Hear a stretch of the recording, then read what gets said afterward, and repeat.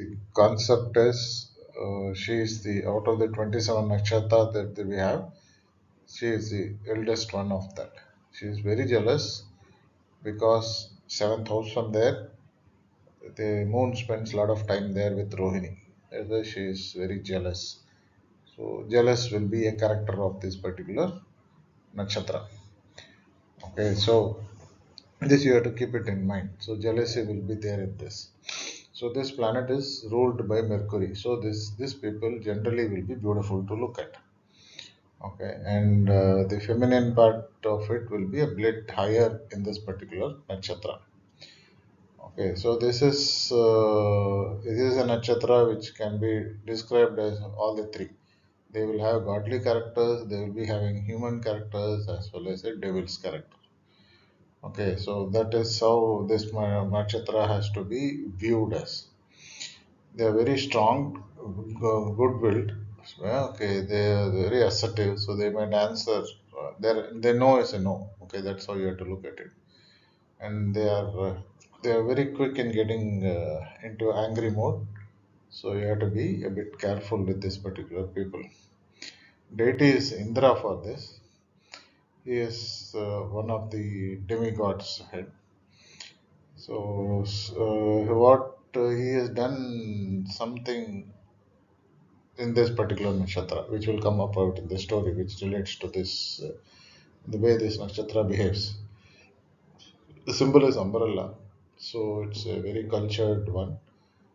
So the people generally are very aristocratic in behavior. They also, when they grow, they also bring up the people along with them. They don't just grow themselves alone. They also bring the people who are along with them. So that's a nice character of this nakshatra. So Mitra is the god. So you pray to him, you get relief from this negative effects of this. They maintain good friendship.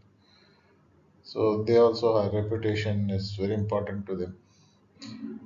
So their numbers, they are very good in understanding because Mercury, right? So the numbers, but they are a bit what do you call annoying kind of a character because you never know when they will behave that way. So they have to control their characters, that annoying character that they might have. So they they flourish in various conditions. They need not be very clean. Like a lotus grows in a slush, these people also can survive anywhere and still bring up a bright face for themselves. Their eyes are especially very brilliant to look at. Okay, they often have, if you look at it, they might not have something that was missing called as peace inside their mind. So they always will be there. So if you look at the story, okay, Ahalya Gautam Rishi story. So through that story, you will notice that this entire nakshatra has got Guru dosha. Okay, the entire nakshatra is Guru dosha. So some of the remedies that we have for them is you have to say Om Dham 108 times in a day, especially when the Jyeshta is nakshatra is being crossed. So you can paint a male deer or sketch it if you don't know how to paint it. That is believed to bring the negative effects of it. Then you can recite the mantra here that I have written it here. You can note it down.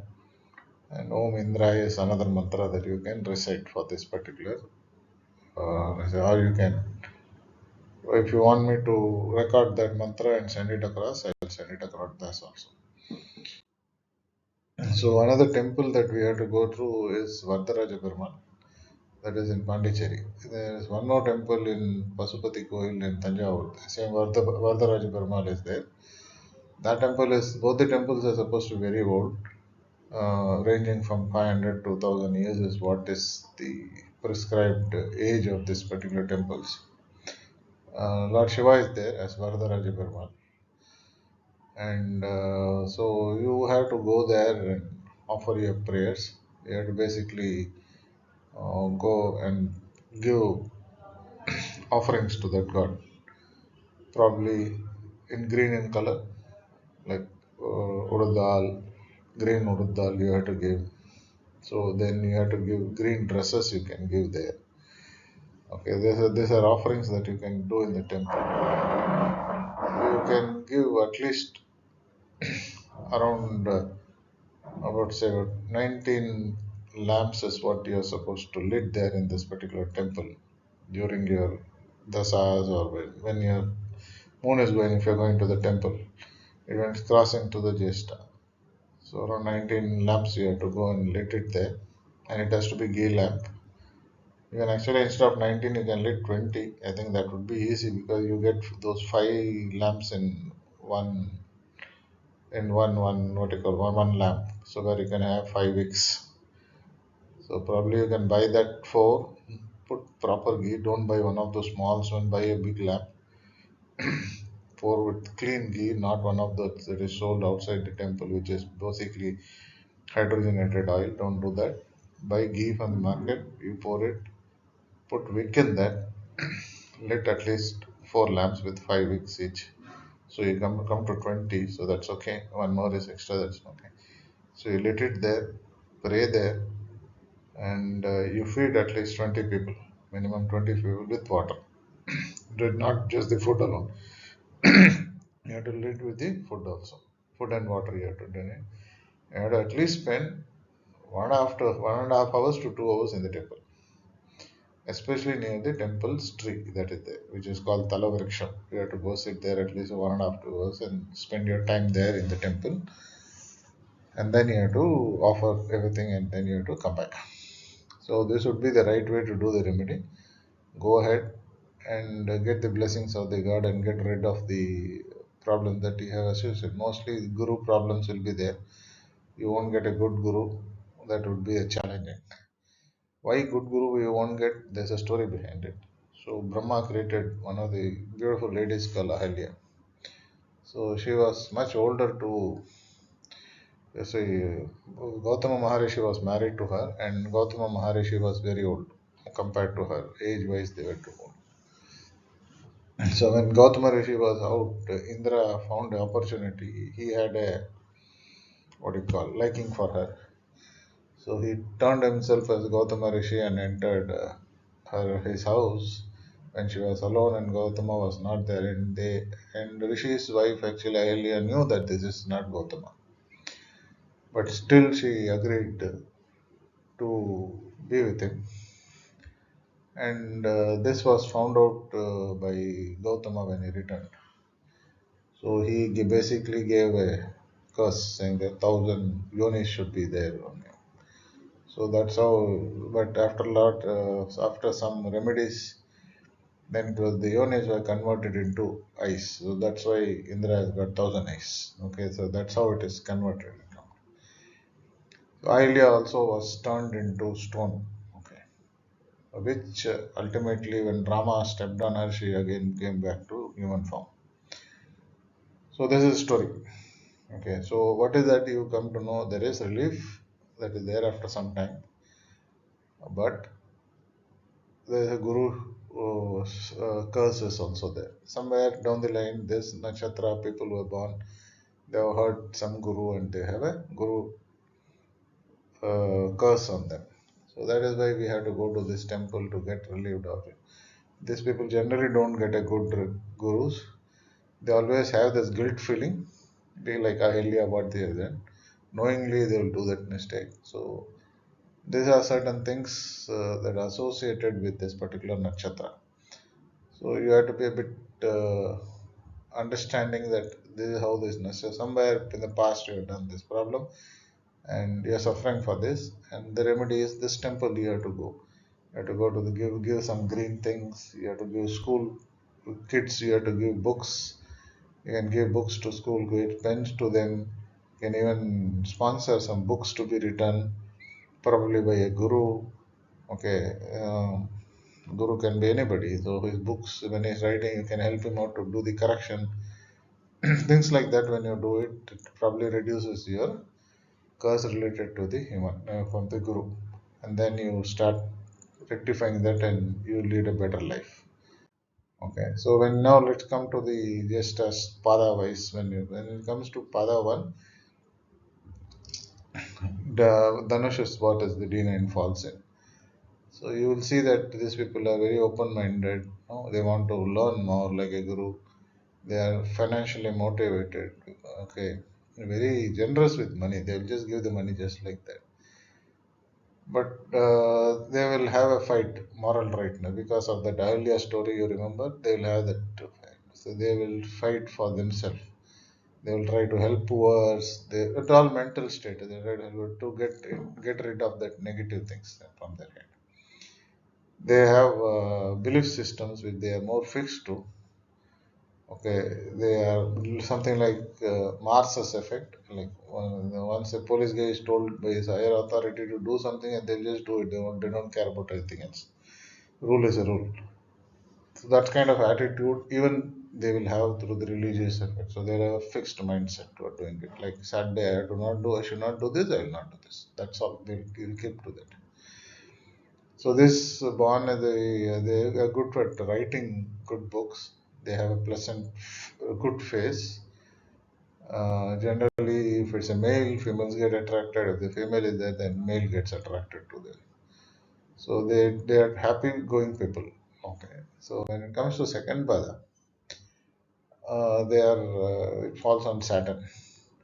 So they're very focused in their work as Saturn, very a bit slow in their this thing. They're very realistic like Saturn. So they always have this idea of winning. They cannot tolerate losing. Or they have to win. Whatever it might come, they have to win. And they want to be recognized the authority by putting the work.